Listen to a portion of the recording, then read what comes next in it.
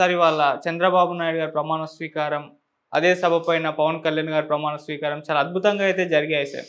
అయితే పవన్ కళ్యాణ్ గారి ప్రమాణ స్వీకారం చూడ్డానికి మెగా ఫ్యామిలీ అందరూ రావడం చూసాం. చిరంజీవి గారిని స్పెషల్ గెస్ట్‌గా కూడా ఇన్వైట్ చేశారు. ఫ్యామిలీ మెంబర్స్ అందరూ వచ్చారు. అయితే ఇది మరోసారి చర్చకు దారితీసింది సార్. మళ్ళీ మరోసారి అల్లు అరవింద్ గారి ఫ్యామిలీ ఎందుకు రాలేదు అని చెప్పేసి, ఈవెన్ అల్లు అర్జున్ గారు రాలేదు, అల్లు అరవింద్ గారు రాలేదు.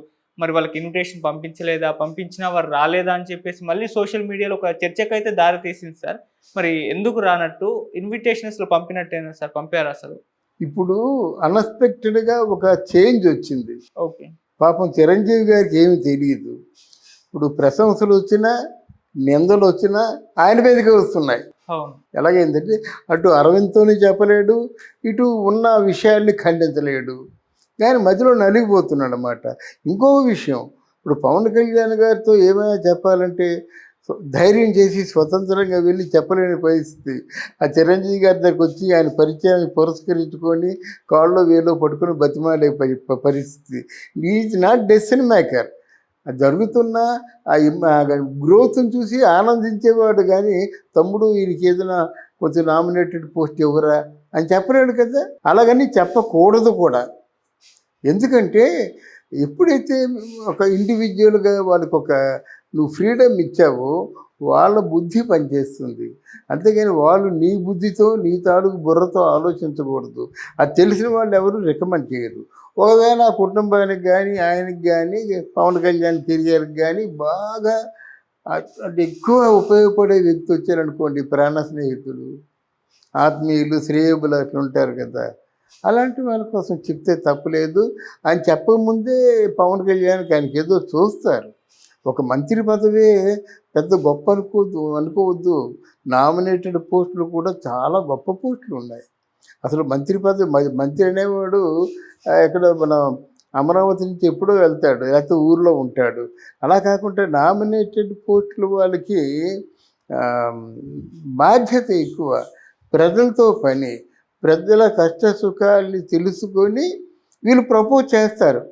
ఏమంటే ఇక్కడ ఈ డ్రైనేజీ బాగలేదు, రోడ్లు బాగలేదు, లైట్లు కరెంటు బాగలేదు అనేది మొత్తం ప్రజల తాలూకు ఉద్దేశాలు తెలుసుకునే కదా వాళ్ళు చేస్తారు. అప్పుడు బడ్జెట్ ఎలకేట్ చేస్తారు, ఎలకేట్ చేసి కలెక్టర్ పంపిస్తారు, కలెక్టర్ వాళ్ళ తాలూకు సంబంధిత అధికారులతో పనులు చేయిస్తాడు. కానీ అంటే ఆ వ్యక్తులతో సంబంధం ఉంటుంది. అది అంత తొందరగా ఎవరినో దగ్గర తీసుకుంటాడని దూరం పెడతాడు, కానీ ఆలోచన రాదు ఆయనకి. ఇక అరవింద్ గారి విషయానికి వచ్చినట్టయితే ఈ తప్పుతో ఎందుకు చెప్తున్నానంటే, మీరు చిరంజీవి గారి కుటుంబం అవునా కాదా, పిల్లలేదో ఆవేశంతో మాట్లాడచ్చు, కానీ నువ్వు చిరంజీవి గారితో కలిసి ప్రయాణం చేసావు కదా, నువ్వు చిరంజీవి కుటుంబంలో ఉన్నావా లేవా అని ఆలోచించు. నీ ప్రయాణం చాలా విలువైంది. నీ ప్రయాణం ఒక విధంగా చారిత్రాత్మకమైంది. నీ అదృష్టం బాగుందో, చిరంజీవి గారి అదృష్టం బాగుందో, మొత్తానికి ఆయన ఫస్ట్ పేరు చిరంజీవే, తర్వాత super hero Chiranjeevi, supreme hero Chiranjeevi, supreme hero ఉన్నాడు, తర్వాత మెగా హీరో. అంటే ఇన్ని దశలకు వెళ్ళి ఈరోజు పద్మ విభూషణ స్థాయికి వచ్చారంటే ఆయనకు వచ్చిన క్రెడిట్లో ఒక 25%, 30% మీకు ఉంటుంది కదా, మిమ్మల్ని కూడా గుర్తుంచుకుంటారు కదా. మరి ఆ బాధ్యత నుండి మీరు ఎందుకు తప్పుకుంటున్నారో నాకు అర్థం కావటం లేదు. ఈ ప్రయాణం సుదీర్ఘమైంది. మీరు సీనియర్ సిటిజనే, ఆయన సీనియర్ సిటిజనే. మరి ఇప్పుడు మీకు పంతాలు పట్టింపులు ఏమిటి? ఎవరైనా చిన్నవాళ్ళు తప్పు చేస్తే మందలించాలి, మందలించకపోతే నువ్వు రాకపోతే రాకపో, నువ్వు వెళ్తా, అంతే కదా. అయితే నీ నీ నీ నీ ఆలోచనలు నేనేం భంగం చేయను, కానీ మన బాధ్యత వెళ్ళడం. ఎందుకంటే ఆయన కుటుంబంలో ఉన్నాం, ఇంతవరకు ఆ చెట్టు పేరు చెప్పుకొని కాయలు తింటున్నాం అని చెప్పవలసిన బాధ్యత అరవింద్ గారికి ఉందా లేదా? మరి ఉన్నప్పుడు ఎందుకు చెప్పలేదు? పోనీ చెప్తే మీరు చెప్తే వినలేదు అనుకోండి, మీరెందుకు రాలేదు? ఇంతకాలం ఆయన వెనుకే ఉన్నారు కదా.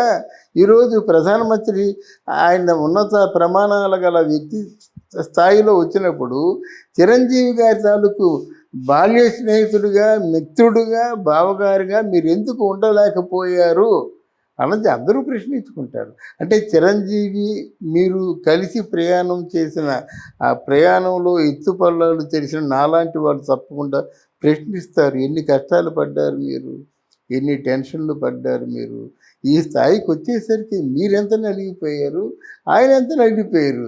ఆ కష్టాలన్నీ అయిపోయి సుఖపడే పరిస్థితి వస్తే మీకెందుకు అభిప్రాయ భేదాలు? ఎవరైనా కష్టాలు వస్తే అభిప్రాయ భేదాలు వస్తాయి. కష్టాల్లో కలిసి ఉన్నారు. ఇప్పుడు ఆయన ఒక పద్మవిభూషణ్, మీరు ఒక almost mega distributor, mega producer. మీరు మీకు అనుసరణలోనే ఇండస్ట్రీ నడుస్తుంది. ఆ పెద్దరికాన్ని నిలబెట్టుకుంటే మీకు పెద్ద మనసు కూడా కావాలి కదా. ఆ పెద్దరికాన్ని నిలబెట్టుకోవాలంటే మీకు పెద్ద మనసు కావాలి కదా. పెద్ద మనసు మీ ఇంట్లో కూర్చుంటూ వస్తుందా? వెళ్ళాలి కదా. Yes, I'm there everywhere, any time I'm behind Chiranjeevi గారు, మై బావ గారు అంటే బాగుండేదేమో ఆయన ఆలోచించుకోవాలి. ఉవ్వెత్తిన ఎగరడం కాదు, కొన్ని కొన్ని విషయాలు మనం అవాయిడ్ చేయలేము. ఈరోజు వచ్చి చిరంజీవిని పరిచయం చేసిన చిరంజీవి పక్కనే మీరున్నట్టయితే ఎంత ఉన్నతంగా ఉండేది అది. మాకు అవసరం లేదండి, మాకు ఏ పొగడ్తలు అవసరం లేదు, మాకు ఏ ప్రధానమంత్రి అవసరం లేదంటే అది మీ ఇష్టం. మనం చెప్పేది ఏమి లేదు కదా. అలాగే అరవింద్ కూడా కొంచెం ఆలోచించి ఉండవలసింది. మీరు ఆ పిల్లలు ఏవైనా కొంచెం ప్రెజర్ ఇచ్చారేమో తెలియదు. అల్లు అర్జున్ ఇప్పుడిప్పుడే పైకి వస్తున్న వ్యక్తి ఎందుకు అంత మొండిగా ఉంటున్నాడో. Yes, whatever it maybe, ఏమైనా కానీ నేను ఎలాగే ఉంటా, నా ఇష్టం, నేను ఎలాగే మాట్లాడతా. ఏంటి లొంగిపోవాలా, వారు కుదుగుండాలా, నేను ఆర్టిస్ట్ని కాదా, నీ స్టార్ను కాదా అంటుంటే నా మతిపోతుంది. పెద్ద చిన్న ఉంటాయి కదండి. ఒక కానిస్టేబుల్ కొడుకు కలెక్టర్ అయిపోతాడు. నీ కలెక్టర్ని వాడేవాడు కానిస్టేబుల్ పాప అంటే ఎలాగొద్ది. వాడే నిన్ను కలెక్టర్ చేశారు. ఈరోజు చిరంజీవి ఆ ముళ్ళ బాటను చెరిపేసి పూల బాటను వేశారు, ఆ బాటలోంచి నడుస్తున్నామని మీరే చెప్పారు. మీరంటే అల్లు అర్జున్ గారు. ఇంత తొందరగా మర్చిపోతే ఎలాగా? ఆలోచించుకోవాలి కదండి. ఇప్పుడు వీళ్ళందరూ కుటుంబ సభ్యులు. ఎవరు నాగబాబు కానీ, ఇప్పుడు అన్న లిజనోవా, సురేఖమ్మ, వీళ్ళందరూ వచ్చారు, మనవరాళ్ళు వచ్చారు, అందరూ వచ్చారు. ఆఖరికి పవన్ కళ్యాణ్ కూతురు ఆద్య కూడా వచ్చింది. ఇంత కన్నుల పండుగ జరిగిన సంబరంలో మీ భార్య మీరు అంటే అరవింద్ వస్తే ఎంత బాగుండేది. ఆలోచించండి. ఎందుకంటే మన ప్రేక్షకులకు కూడా తెలుసు, మనం పాజిటివ్గా ఆలోచిద్దాం, దూరంగా ఆలోచించి మాట్లాడదాం. మనం మాట్లాడే మాటలు వాళ్ళకి మోటివేట్ చేసే విధంగా ఉండాలి. అందుకే నేను ఇంత వివరంగా చెప్పగలుగుతున్నాను అన్నమాట. సరే, ఇటు జూనియర్ ఎన్టీఆర్ గారికి కూడా ఆహ్వానం అందింది ఆ ప్రమాణ స్వీకారానికి అని చెప్పేసి వార్తలు వచ్చేసాయి. కానీ జూనియర్ ఎన్టీఆర్ గారు కూడా అటెండ్ అవ్వలేదు సార్. దానికి రీజన్ ఏంటి? అది కూడా తప్పేనండి. ఇన్ని వదంతులు వచ్చిన తర్వాత అవి నిజాలని చెప్పను, అందుకే వదంతులు అనే పదం ఉపయోగిస్తున్నాను. వాటిని క్లియర్ చేసుకోవడం కోసమైనా రావాలి. జూనియర్ ఎన్టీఆర్ రాలేదు, కళ్యాణ్ రాము రాలేదు. మళ్ళీ కళ్యాణ్ రాము చెల్లి వచ్చింది, సుహాసిని. ఇవన్నీ ఎంతకాలం వీళ్ళు కొనసాగుతారు వీళ్ళిద్దరూ?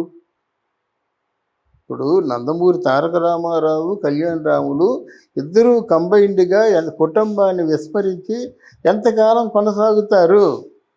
నందమూరి వారి కుటుంబం, నారా వారి కుటుంబం రెండూ కలిసే ఫంక్షన్ ఎంజాయ్ చేశారు. అందులో మీరెందుకు ఉండకూడదు? అందువల్ల ఇవి అనవసరంగా ప్రశ్నలకి దారి చేస్తాయన్నమాట.